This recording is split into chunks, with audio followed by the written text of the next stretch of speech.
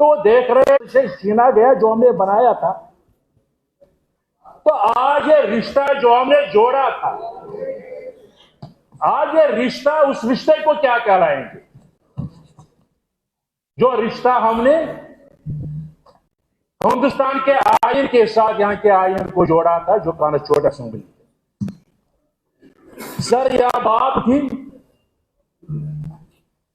सबसे ज्यादा पिछले साल भी बढ़ चढ़कर लोगों ने वोट दिया, इसमें कोई शक नहीं, बढ़ चढ़कर वो लोगों ने वोट दिया। पहले जब 5%, 10% या 15% अगर पोलिंग हो रही थी, कश्मीर डिवीजन की मैं बात कर रहा हूं, आज वहां लोग जोक दर जोक निकले वोट डालने के लिए।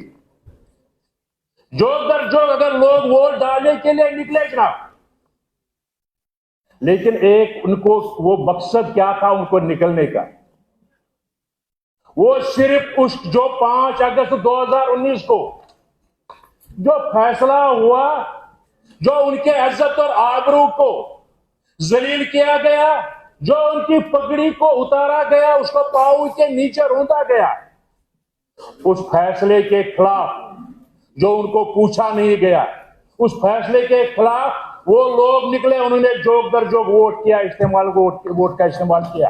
और उन तमाम पार्टियों को जिनको उनको लगा कि ये पार्टियां इस फैसले में इसके साथ है, उनके फैसले के साथ है, उन्होंने उसके साथ दिया, तो 5 अगस्त अगर उनको लगा, उन लोगों को भी उन्होंने रिजेक्ट किया। लेकिन नेशनल कॉन्फ्रेंस को आज हुकूमत दे दी, एक बड़ी बहुमत दे दी। सिर्फ इसलिए बहुमत मिली, हमें ये बात माननी चाहिए। हमें जो ये बहुमत मिली है, उन्होंने भरोसा किया उमर साहब पर, उन्होंने भरोसा किया नेशनल कॉन्फ्रेंस की सरकार पर, नेशनल कॉन्फ्रेंस की हुकूमत पर। सिर्फ भरोसा इसीलिए किया कि जो हमारा खोया हुआ वकार और इज्जत है, जो हमारा खोया हुआ इज्जत है, जो को हमारी पकड़ी को उतारा गया, उसको फिर से सर पर उठा, अगर सर पर लगाने के लिए, सर पर रखने के लिए अगर कोई जमात है, अगर कोई लीडर है तो उमर साहब है। उसको आज भी वो मोहसिन के तौर पर देख रहे हैं उमर साहब को। और ये ख्याल जो हम घूम रहे हैं इलाके में, वहां पता चलता है कि इस वक्त भी लोग यही सोच रहे हैं कि अगर कोई हमें ये इज्जत और आबरू का मुकाम वापस दिला सकता है, अगर हमें कोई इसमें जगजग कर सकता है, तो ये सिर्फ उमर अब्दुल्ला नेशनल कॉन्फ्रेंस की जमात है जो हमें इसको वापस दिला सकता है।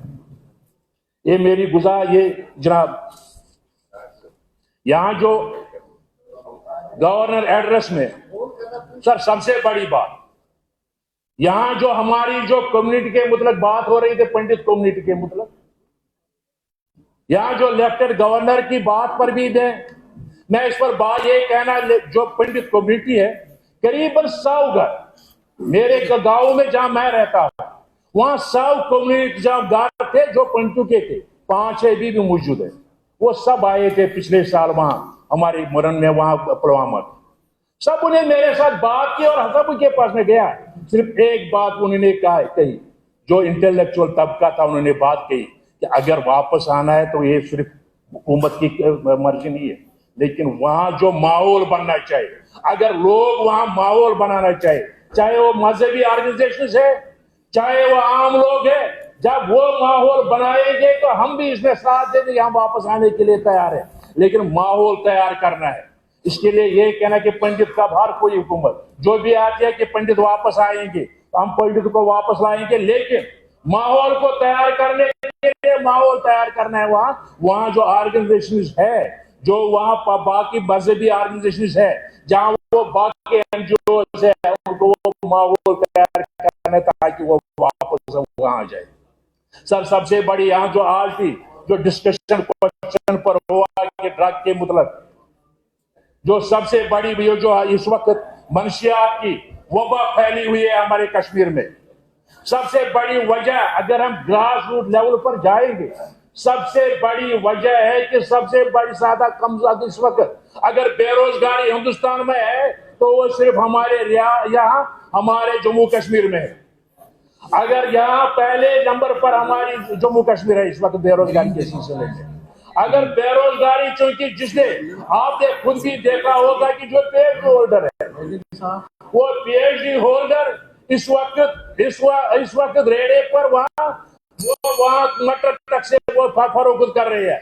अगर आज हमें बेरोजगारी सबसे बड़ा वजह है कि जिसने पढ़ा लिखा PhD किया, जब इसको कोई रोजगार कमाने के लिए कोई चीज नहीं मिला, कोई तालीम नहीं मिला, कोई आसरा नहीं मिला, तो वो नेचुरली तौर पर डिप्रेशन में जाता है। वो सबसे ज्यादा वजह है कि ड्रग की तरफ जो जब जाते हैं, तो इसकी सबसे बड़ी वजह है बेरोजगारी। शुक्रिया। मैंने अभी नाम लिया था शमीमा जी का, उसके बाद मेराज साहब। शमीमा जी प्लीज बैठ में, आपको टाइम मिलेगा, अभी ग्रांट्स है, अभी बजट है, प्लीज थैंक यू। प्लीज आपको मिलेगा ना, हमारे जवाब देंगे उस वक्त। Please Shamima please. शुक्रिया चेयरमैन साहब के, आपने मुझे यहाँ पे बीच पे यहाँ पे वोट ऑफ थैंक्स हो रहा है। बड़ी बदकिस्मती है कि सिर्फ एक ही तरफ आप देख रहे हैं, एक ही तरफ। एक मिनट, मेजर अपोजिशन 28 MLA हम यहाँ पे हैं, ये कोई बहुत ज्यादा नहीं है। इन्होंने ही स्पीच बनाई है, इन्हीं से पढ़ा रहे हैं, यहाँ से भी बोलने की आप इजाजत दें। बिल्कुल ही एक तरफ ये नहीं चलेगा ना। सही आपने अब 1 मिनट वॉकआउट करें। अगर आपने ये रवैया रखा, हम वॉकआउट करें, उन्हीं को रखे आप। देखिए नहीं ऐसा नहीं, प्लीज जाएंगे क्यों, ये तो नहीं। हाँ प्लीज, मैं सिर्फ ये गुजारिश कर लूंगा, मैं यहाँ इंटरिम अरेंजमेंट में हूँ, मेरे पास जो लिस्ट मिली है ऑनरेबल स्पीकर साहब की तरफ से, मैं उसके मुताबिक ही जा रहा हूँ। मैंने प्लीज आप just please listen to me. आपने कहा मैं आप जवाब दूं, मैं नजर ही नहीं रख रहे। नहीं मैं आपकी तरफ देख रहा हूँ और बार बार देखूंगा, ऐसी बात नहीं है। लेकिन प्लीज हम लाजमन अभी फर्स्ट टाइम एक हमारे ऑनरेबल मेंबर शमीमा जी बोल रही है, प्लीज ये खत्म कर लें। आप बताएं कि उनको वगैरह, मेरे पास लिस्ट है, कहाँ है?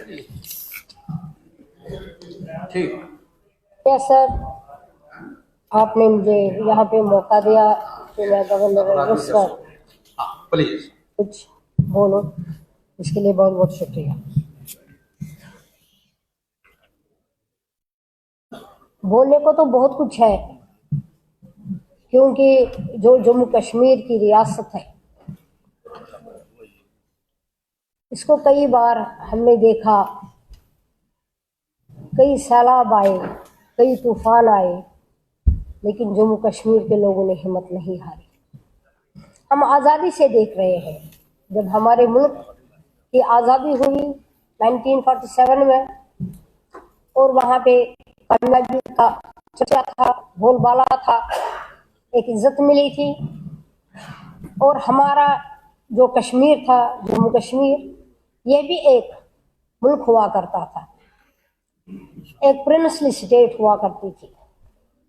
उसके बाद इसके लिए इस पर बहुत सी नजरें पड़ी, बहुत से हिचकोले खाए हमारे स्टेट ने, बहुत सी आजमाइशें आई। हमने देखा कि हर तरफ से, जबकि ये कल यहाँ पे गुल साहब ने कहा कि इसमें कितने ही स्टेट इसमें इसके साथ जुड़े हुए थे। इसको ईरानी सगीर भी कहा जाता था, क्योंकि ये वहां तक फैला हुआ था, ये जम्मू कश्मीर। इसकी अजमत जो हमने खो दी, वो आहिस्ता आहिस्ता ये जम्मू कश्मीर लद्दाख पे सिमट गया। अब लद्दाख भी हमसे छीन लिया गया, और जम्मू कश्मीर के इतनी बड़ी जाता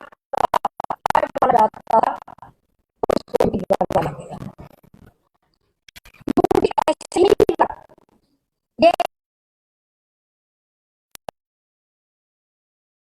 जब से यहाँ पे बीजेपी की हुकूमत आई,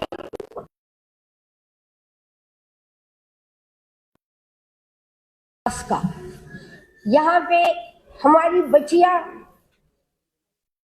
जो अंधी हो गई, जिन पर पैलेट बरसाए गए, यहाँ पे हमारे खून जैसे बच्चे जो दरगोर हुए, जो मजबूरन उन पे गोलियां चलाई गई।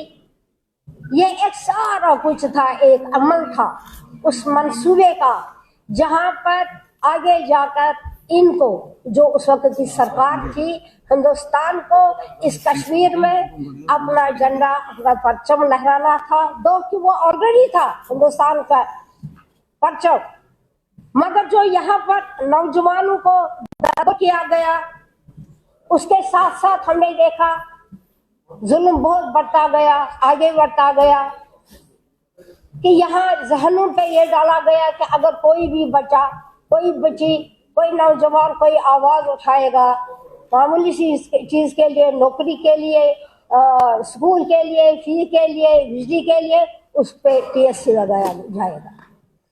उस खौफ हिरास में यहाँ के बच्चे वो जहनी बीमार हो गए, उन्होंने जहनी जो तवाज़ुन है वो खो दिया उन्होंने। यहाँ पर एक सर्वे के मुताबिक जम्मू कश्मीर में, खासकर मैं वैली की बात कर रही हूँ, कहते हैं यहाँ पर 65% जो बच्चे हैं वो दिमागी और दिल की बीमारियों में मुब्तला हुए हैं। आप देखते होंगे रोज हम सुनते हैं कि आज 18 साल का बच्चा, 40 साल का, 30 साल का नौजवान, वो उसका हार्ट अटैक से गुजर गया, फोत हुआ। ऐसा क्यों? ये सरकार के लिए, जब सरकार बनती है, सरकार इज टू प्रोटेक्ट पीपल, सरकार has to give shelter to people, food to people and security to people. और जो इन 10 सालों में हमने देखा, और फिर इन 7 सालों में वो सिक्योरिटी लेवल पे खासकर फेल हो गए। हमारे बच्चे, उन पे जहनी दबाव डाला गया। कई बच्चे ऐसे हैं जो बाहर खेलते थे, सड़कों पे क्रिकेट खेलते थे, वॉलीबॉल खेलते थे, तो पुलिस आती थी और उनकी पकड़ शुरू हो जाती थी, और PSA की शुरुआत हो गई उन बच्चों पर, उन नौजवानों पर। हमने क्या देखा? वो अभी भी 7 साल 8 साल हुए हैं कि अभी भी वो जेल में बंद है। हमारे जवान और हमारे छोटे छोटे बच्चे, क्या कसूर किया था? कभी 90s से पहले, 90s के बाद, क्योंकि उनकी उम्र ही बहुत छोटी थी, शौकिया वो सड़क पे खेलते थे गिल्ली डंडा, और उनको कहते थे कि आप पत्थरबाज हो, आप पत्थर लगाते हो, और इस बात के लिए उनको तिहाड़ जेल भेजा गया। और क्या लेकर आएंगे वो उस जेल से? एक मुहज्जिब कौम की क्या जरूरियात होती है, क्या रिस्पॉन्सिबिलिटी होती है, क्या लाइबिलिटीज होती है टुवर्ड्स जो उनका नेशन जो होता है। जब तक उनका नेशन, जब तक उनका कौम, उनकी कौम और उनके बच्चे जो बीमार होते हैं कौम के, उनको वो सही तरबियत नहीं देंगे, तब तक कौम तरक्की नहीं करता। और क्या लेकर वो बच्चे यहाँ आएंगे? क्या उनके दिमाग में होगा? और क्या बन के, क्या नशोनुमा लेकर वो आएंगे? उनकी जहनियत, उनकी जिंदगी के साथ साथ एक 16 साल के बच्चे ने, आज वो 22 साल का हो गया, जो 22 साल आज वो 29 साल का हो गया। और अफसोस है कि अभी तक गवर्नमेंट ऑफ इंडिया ने उनके लिए कुछ नहीं किया। और हमें कहने के लिए भी कोई ये नहीं है, क्योंकि होम हमारे पास नहीं है। लेकिन इसका मतलब ये नहीं है कि हमारे यहाँ पे जो हमारी औरतें हैं, जो यहाँ से जवानी में तिहाड़ जेल में रखी गई, आज वो बुजुर्गी के आलम में है, तब से उनकी तरफ उनकी नजरें नहीं पड़ी। हम जानना चाहते हैं कि हमारे नौजवानों के साथ ऐसा क्या सुलूक किया गया और क्यों किया जा रहा है। मैं चीफ मिनिस्टर साहब से यह इस्तदा करती हूँ कि वो अपने गुड ऑफिस इस्तेमाल करके मोदी साहब के साथ और होम मिनिस्टर के साथ ये मैटर टेकअप करे, क्योंकि 7 साल से 16 साल उनकी माएं रोती रहती है सड़कों पे। प्लीज मुझे बोलने दीजिए, मुझे 2 मिनट और दे दीजिए प्लीज। ये आप टाइम का नहीं, आप देखिए एक सर्वे के मुताबिक, नहीं, एक सर्वे के मुताबिक आज इस वक्त 3000 बच्चे जेलों में बंद हैं। क्या उनका हक नहीं है कि वो बाहर आए? क्या उन्होंने इतने हीनियस क्राइम्स किए हैं कि वो बाहर नहीं आ सकते आप हैं। इस इशू को मैं एक और बात कहती हूँ, यहाँ पर सरकार ने क्या ये आलम बनाया है पिछले 7 सालों से। थैंक यू वेरी हमारे मच। राजू जसरोटिया साहब, प्लीज प्लीज बस, please please next. Yes sir. I just want to say something.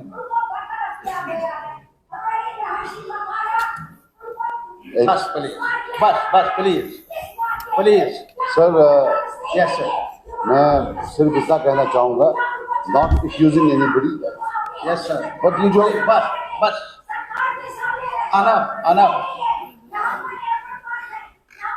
को मुसलमान मेजॉरिटी स्टेट है और आतश परस्त बनाया जा रहा है। आपको से कि जो ये किलिंग्स का मामला और अरेस्ट का मामला है, let us not humiliate people who are not alive. Madam please,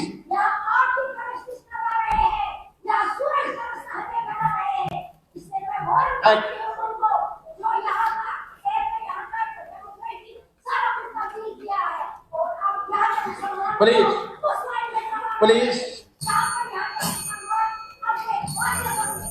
go ahead. Sir,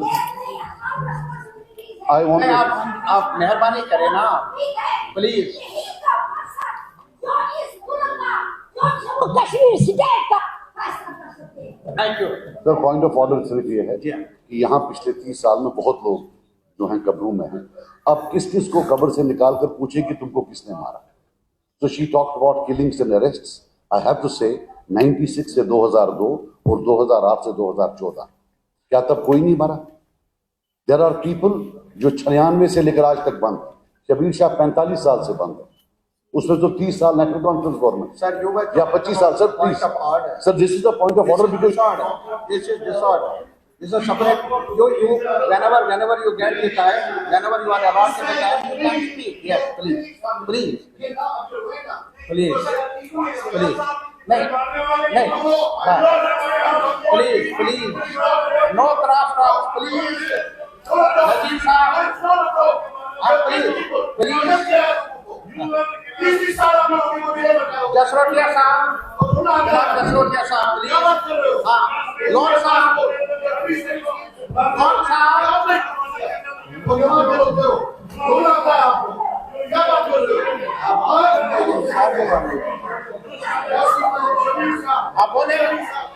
आप बोलो जनाब, आप इनको बैठा लो पहले।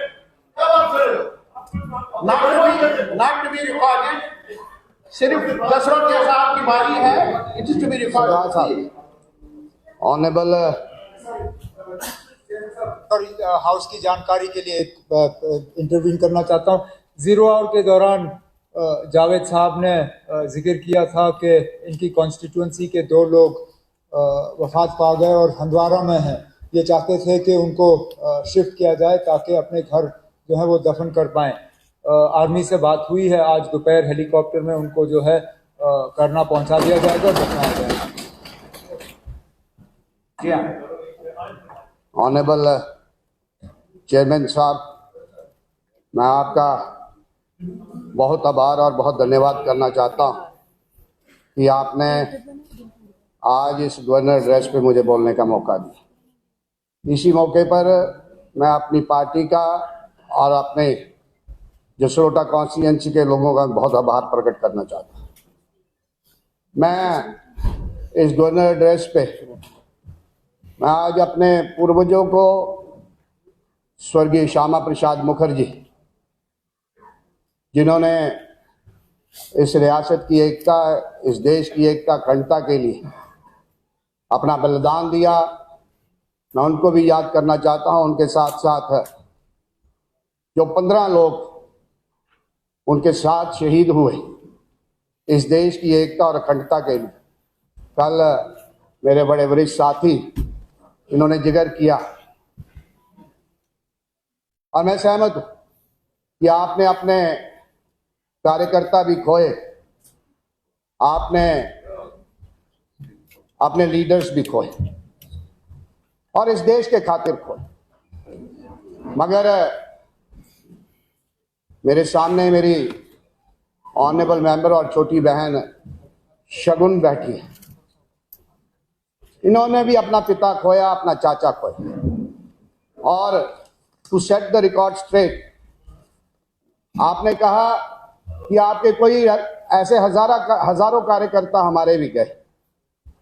मैं उन लोगों को भी याद करना चाहता हूं, चाहे मेला राम शम से हो, नानक चंद हो, बसंत चंद हो जोड़ियां वाले, बलदेव जी हो, साईं जी हो, बरियाम सिंह जी हो, त्रिलोक सिंह जी हो, कृष्ण लाल जी हो, बाबा रामदास जी हो, बेली राम जी हो, बिहारी लाल और भीषम सिंह जी हो हीरानगर से, शिबा जी हो, देवी शरण जी हो, भगवत दास जी हो, हमने भी लोग खोए।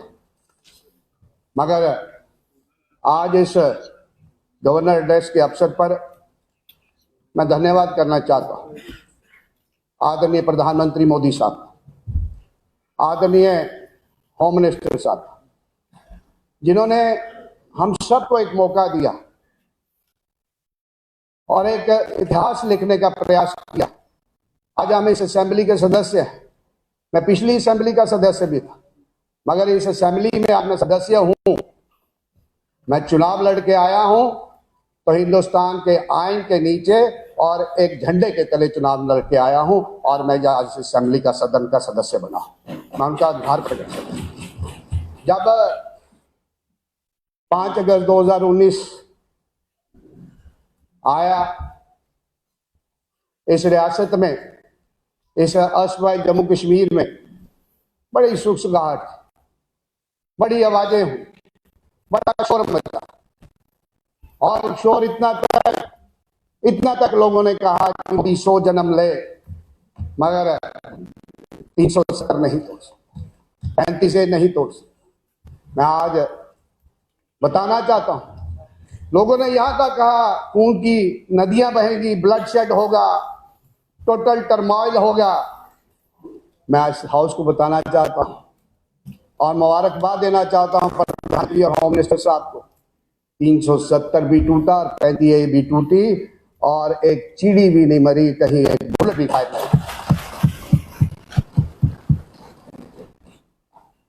मैं इस अवसर पर बहुत सारे दिनों से देख रहा हूं, मैं उस गवर्नमेंट में भी था, कुछ चंद दिनों के लिए हम मंत्री भी रहे। इसी हाउस में एक मुद्दा है, और मुद्दा था जब मैडम ने कहा, कल मैं पढ़ रहा था, कल मैं उनका स्टेटमेंट देख रहा था, बड़ा हाय हल्ला हो रहा था, निर्मला सीतारमण का बात हो रही थी, तब मैं सरकार में थी, हमने ये किया। मगर मैं एक वाक्य स्पीकर साहब आप उस वक्त नहीं थे, आपके माध्यम से शेयर करना चाहता हूं। कुछ नए मेंबर हैं, कुछ पुराने मेंबर हैं। महबूबा जी ने कहा था कि जो 370 की बात करते हैं वो एंटी नेशनल है। पवन जी मेरे साथ बैठे, हमने अपना कंसर्न शो किया, हमने पूछा madam what about the people who talk about self rule.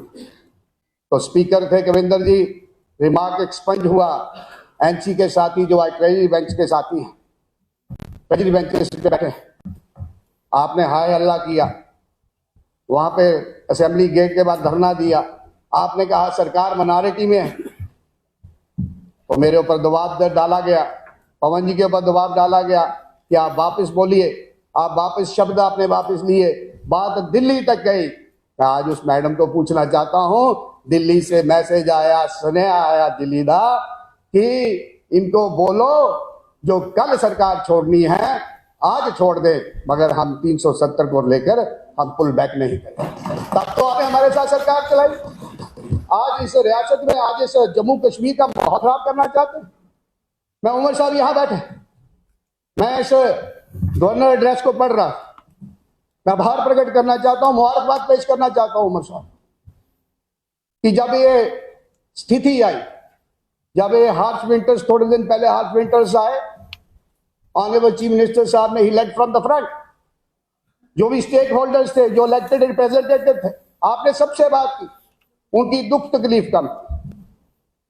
और मैं उमर साहब को यह भी कहना चाहता हूं, जैसे ही हम सेशन का समाप्ति की तरफ बढ़ेंगे, यही स्थिति, यही परिस्थिति है जम्मू में भी होने वाली। तो मैं उम्मीद रखता हूं कि तब भी आप इसी इनिशिएटिव के साथ काम करें।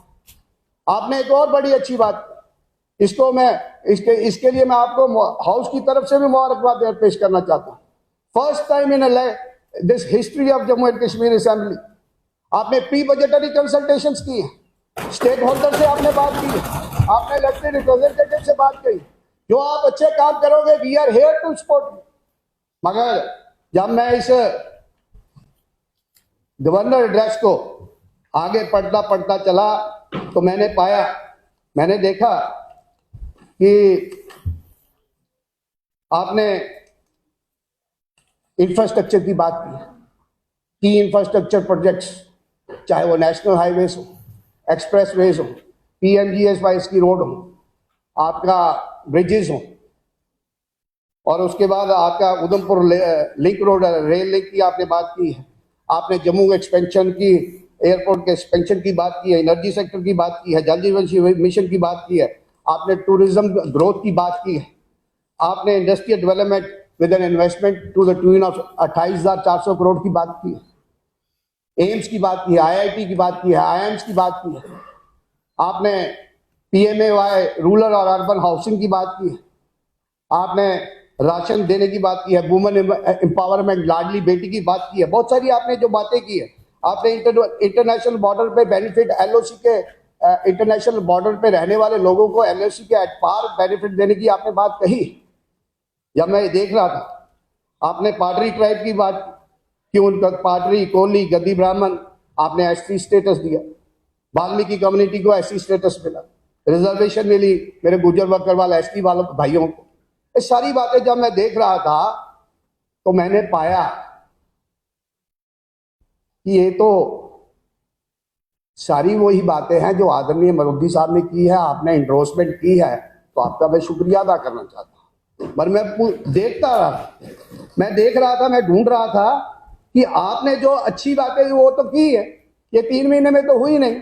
मोदी साहब ने ये सारे कार्य किए पिछले 7 वर्ष में, जिसका ढंढोरा पिछले 2 दिन से इस हाउस में भी क्या कही जा रही। पर आपने तो कहा कि सरकार बनेगी, 1 लाख रोजगार देंगे। आपने कहा था within first 3 months of formation of the government we shall pass JNK youth employment generation act. आपने कहा 180 डेज में हम गवर्नमेंट डिपार्टमेंट्स में वैकेंसीज, ठीक कहा श्यामा लाल जी ने, 40 दिन बाकी है, 200 यूनिट देंगे, फ्री पानी देंगे, 5,000 फीमेल हेड्स को हाउस होल्ड EWS पे देंगे, पेंशन देंगे, 12 सिलेंडर देंगे, 3,000 पेंशन देंगे, मैरिज असिस्टेंस स्कीम को बढ़ाकर 50,000 से 75,000 करेंगे,